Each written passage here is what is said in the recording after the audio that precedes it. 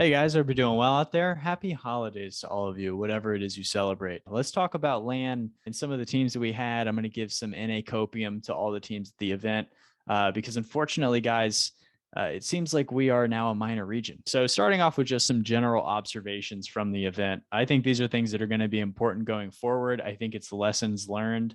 And I'm going to start with one of the most obvious ones, which was it seemed like we were all incorrect. Maybe not everybody. I'm not going to speak for you personally, but at least myself and what seemed like the vast majority of people were all incorrect about what veterans were going to look like on this LAN.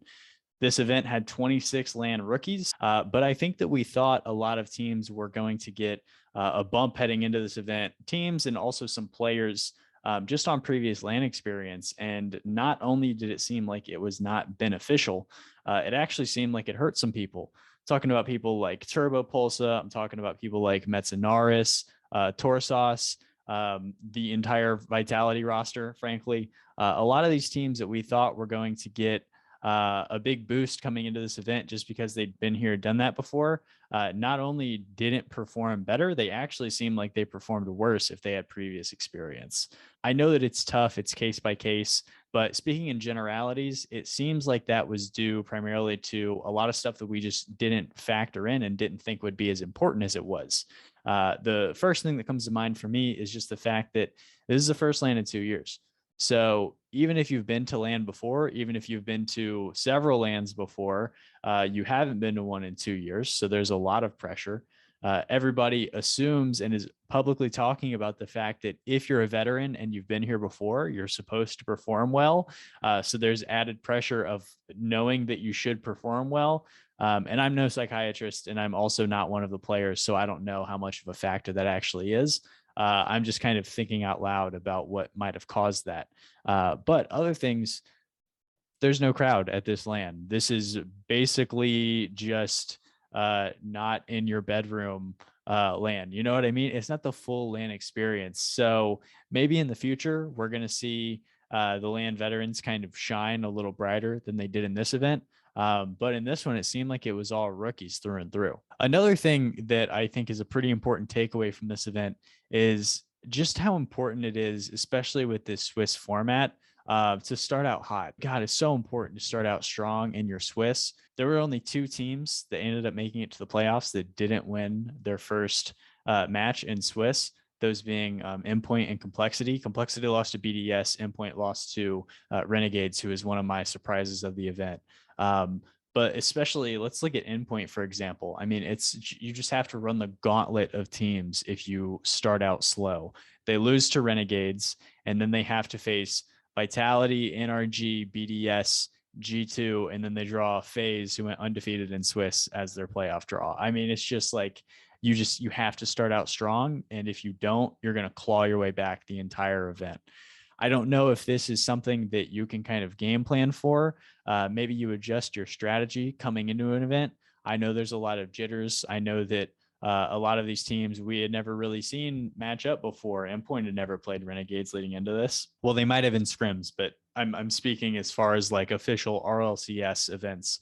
They had never played before. So yeah, it is just so important to start out strong in Swiss. But some teams that really impressed me, it's impossible to not start with BDS. I felt like they didn't have the best event through and through.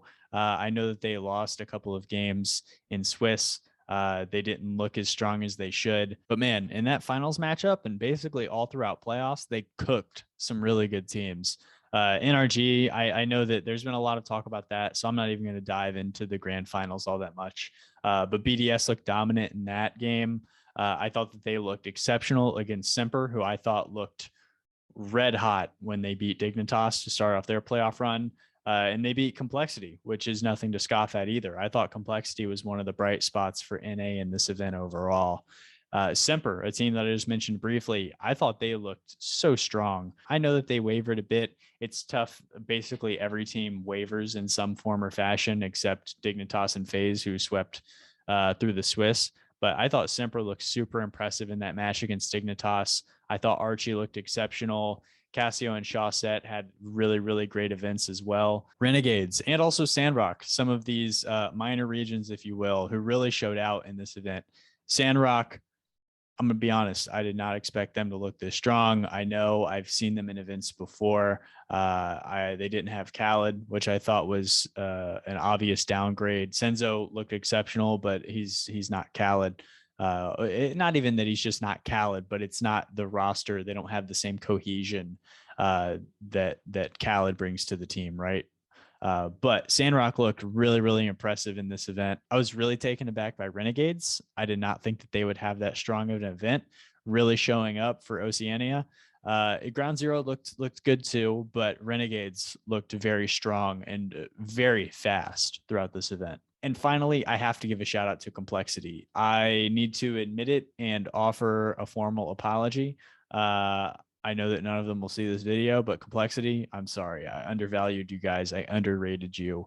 I think it was partially the fact that they're still they're not a SAM team, but we're all aware that they were very recently a SAM team, right? So they're a South American team that has entered NA, and then they go through the first split. They have to go to a tiebreaker. It takes 7 to beat SSG to actually make it to this event anyways.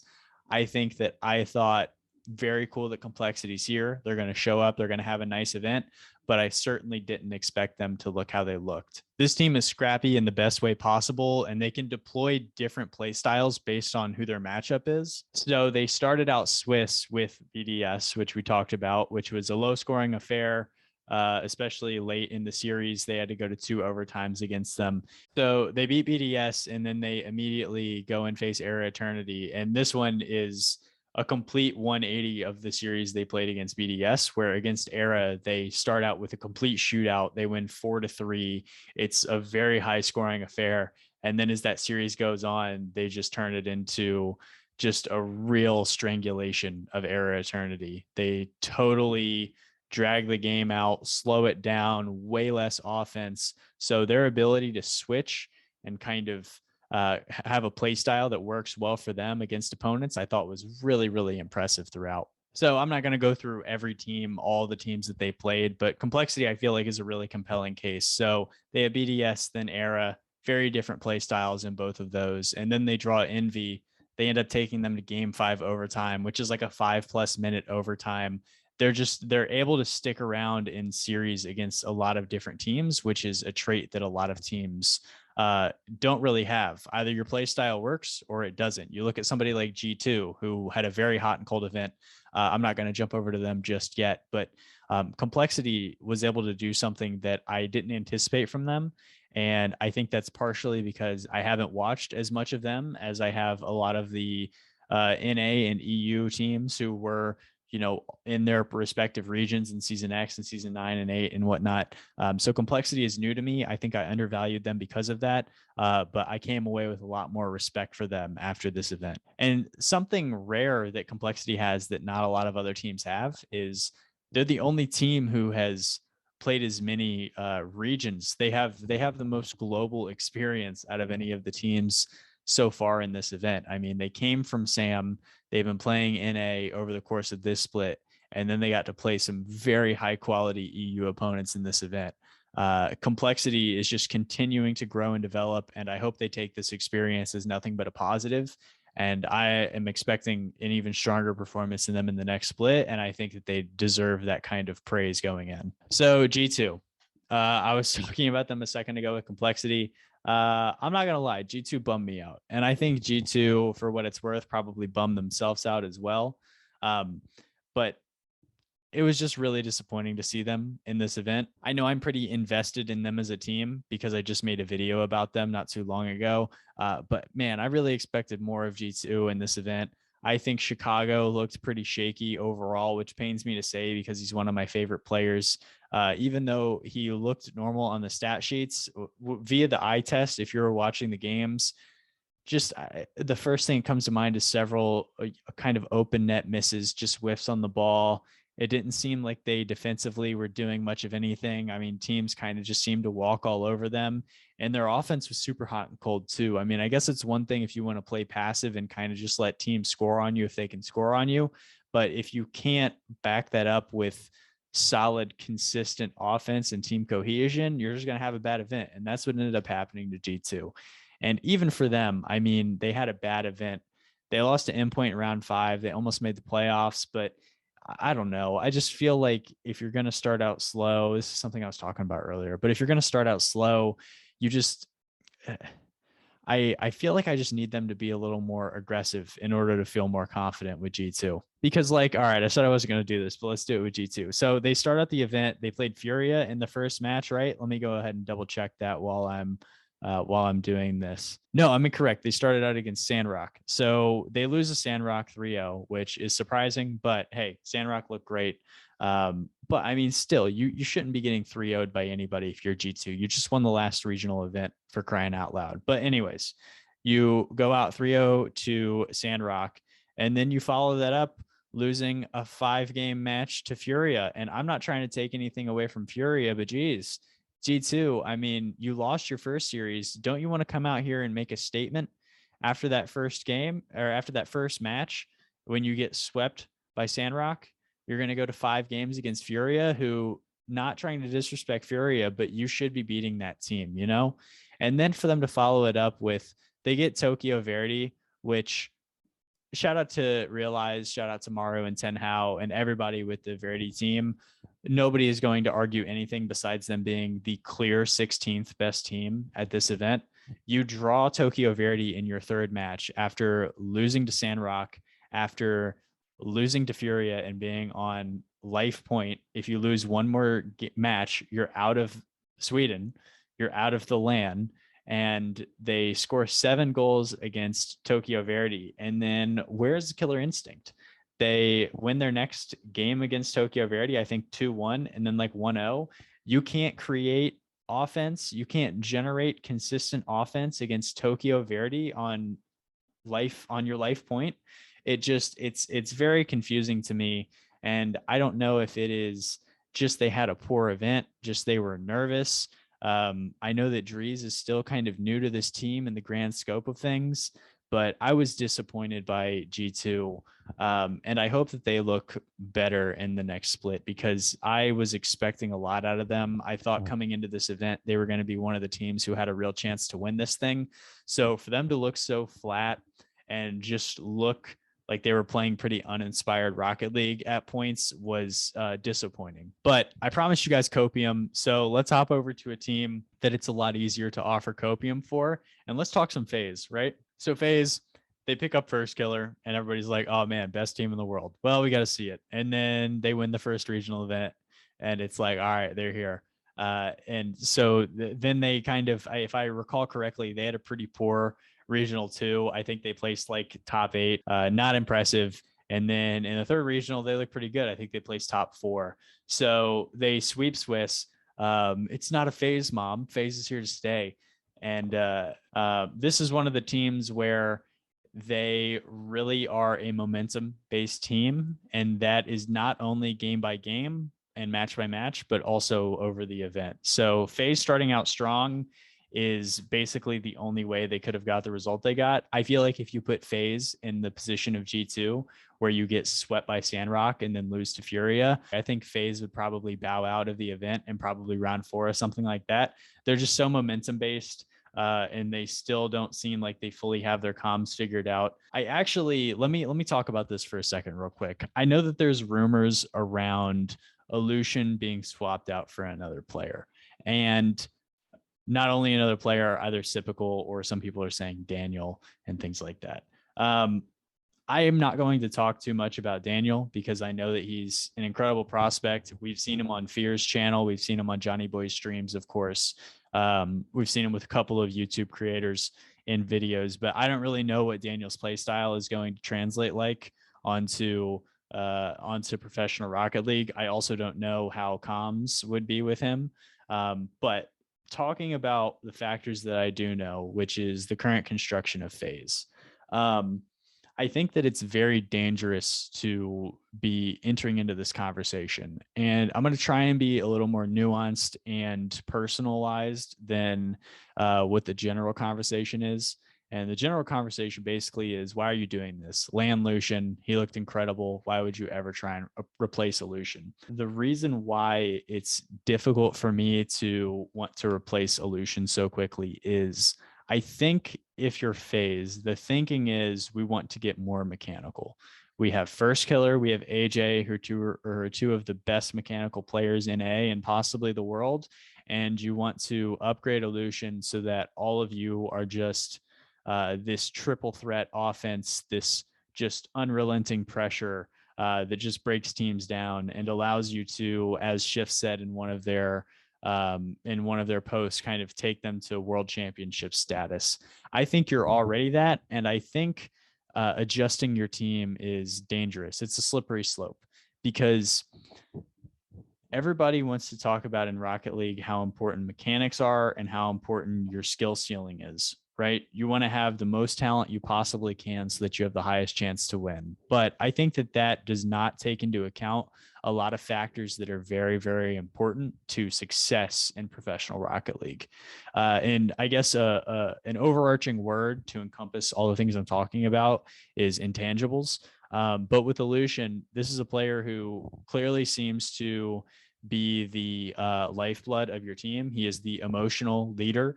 Anytime they scored on LAN, he's clearly the one who is getting emotional, who is getting energized, who is keeping this team kind of invested in the game. He's sitting in the middle, fist bumping his teammates. And furthermore, Lucian kind of allows First Killer and AJ to do their own thing. So if you replace Lucian with somebody like Daniel, another highly mechanical young player, you kind of reach this point where you might have too much talent for your own good. If I could parallel this very quickly to the NBA, this is something that the Atlanta Hawks are dealing with right now, where you have so many guys who are good players, who are great players, that all think they deserve minutes on the floor, that you kind of reach this point where you don't have enough minutes for all of your really good players to play in cohesion with each other. And the difference, obviously, is that Rocket League is only 3 players. So it's not like you have to worry about like minutes because everybody plays the exact same amount of time. But in Rocket League, also, you don't want to have 3 players who are all so mechanical that no one is backing you up. So if First Killer and AJ are currently unlocked by Lucian kind of, managing things, kind of keeping things in check, creating opportunities for his teammates, going for demos to kind of give them better offensive looks. If you replace that with just another mechanical player, I don't know. I'm not sure that is how this works. I think that you have to have a little more nuance to your approach. I think that what Faze has now is fresh. Johnny Boy said that they are basically Dignitas does what they do, but better. And I think that is true to a point. And I think that the reason that Dignitas is able to do that and Faze isn't at that same level presently, and they're very close, but presently is just Dignitas has better vibes. They have better, they seem like they are a more emotionally intelligent team. They have more cohesion together. They seem like they enjoy playing together. And I just don't know that replacing Lucian to upgrade your skill allows you to just immediately become a better team. I think that it does you a disservice to not take more time to build on the cohesion you have. And if they do replace Lucian, I wish him the best. I know that he's an exceptional player. And if they bring in somebody else, I still think that Faze will be very, very good. But I just think it's a delicate balance. And if they end up staying pat with this roster, I hope that there's internal discussions about the fact that these were always just rumors, because it would really, really stink for Lucian to now have it in his head that he was trying to be replaced, and that they don't want him here, because I just don't think that is a good look for a team that already is emotionally volatile and seems to kind of ebb and flow with the way that events are going. So yeah, that's all that I'll sing on Faze. Let's move on to another team. Let's talk some NRG. Why don't we? It is wild to me that NRG had what they described as a poor showing and what I would describe as an up and down event. And they still made it to the grand finals and finished second overall. That's just exceptional. This is the only team coming into the event the reason that I thought they were the favorite to win it is they're the only team in the event who not only had all three players been to LAN previously, but all three of them are world champions, which is crazy. That's just crazy. But I don't know. It just seemed like they never were really able to get things going. They had a pretty rough Swiss. Um, I don't know. I don't know. It's really tough. I know that they put up a good fight against BDS. I know that they caught quite a bit of flack, and Garrett actually had to come out and respond to the fact that they seemed like they were having too much fun. My opinion on that has changed. In the moment, I was kind of upset that they seemed to be kind of loose and not taking it super seriously. But it was more nuanced than that. I wasn't upset that they seemed like they weren't taking it seriously. I was more upset with the overall mindset coming into the event and kind of just over the progression of the event. Like, I know that they were interviewed during Swiss. I can't remember when it was. I think it was right after they qualified for playoffs.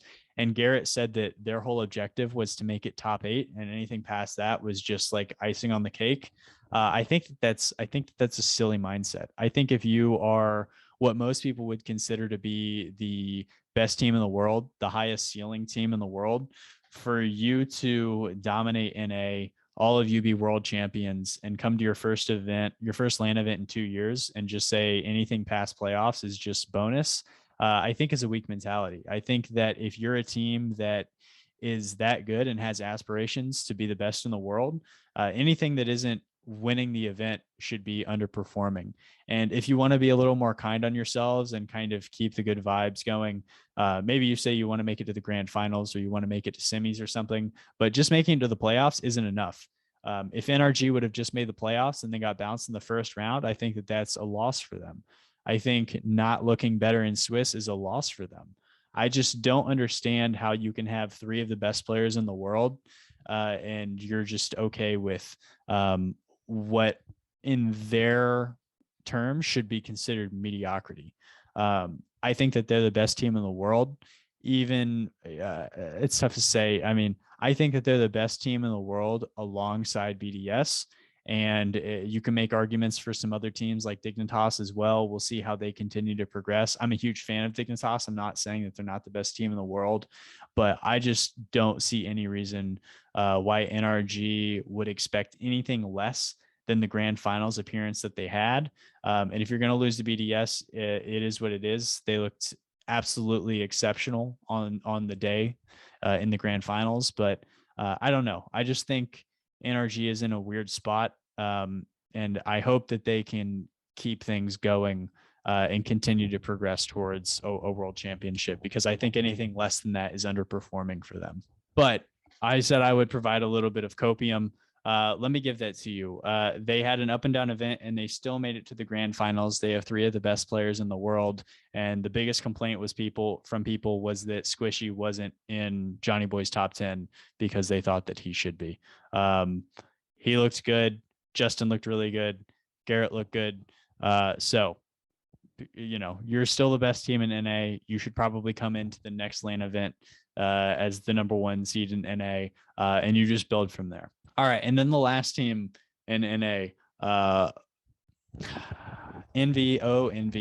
I was let down by them as well in the same manner as G2. I said coming into this event that I thought Envy was my dark horse favorite to win the whole event. And it really, for me, was about consistency. I feel like Envy coming into the event, my mindset has changed, but coming into the event, I felt like Envy has this play style where they can really just take punches from anybody and weather it and bounce back and just kind of get these transition goals that kind of catch people off guard. And it's very difficult to deal with. What I did not factor in is that Turbo was going to look pretty terrible at LAN. And I also didn't factor in that they're just kind of their emotion, their mood was going to be so poor. I'm not sure who the emotional leader of this team is. I'm not sure really who leads this team. They seem like they kind of just go flat, and they also kind of lack the killer instinct in the same manner I was talking about G2 earlier. I noticed it throughout the course of the first split where Envy does this thing pretty commonly where they will go up in a match and they'll be up, 2-0 in a series or something like that. or 1-1 or whatever. They'll be up and like clearly the better team, and then they'll just kind of play down to the level of their competition and allow people to get back into things. And even over the course of a single game, they'll be up 2 goals with like 2 minutes left, and somehow they'll just lose games. And it's like, Envy, I expect better from you guys. I mean, Mist is basically on everybody's top 10 boards coming into the season. Atomic is probably as crispy as mechanics can get in a lot of instances. There was a post I just put up on my Twitter, and I'll put that over here or something like that. How's that for a little shameless plug? But there was this clip of Atomic just doing like some nutty mechanical stuff that didn't even really affect the play, but he's just always doing crazy mechanical things. I don't know. I just expect more from them. Turbo, the 4-time, they had a really flat event and they were disappointing. Is really how I would say it. I know that everything that I'm about to say is just projecting. I very obviously am not the person who has any inside knowledge of anything. I have no inlines with the scene, as it were, but projecting. There's talks about Turbo being replaced on this team. Are his mechanics underwhelming? Yes. Does he still have the ability to upgrade his mechanics and still be passable and modernized with his approach? Yes. Sizz talked about that in his stream, that if Turbo takes the time to kind of upgrade his mechanics, he could still be performing at the top level.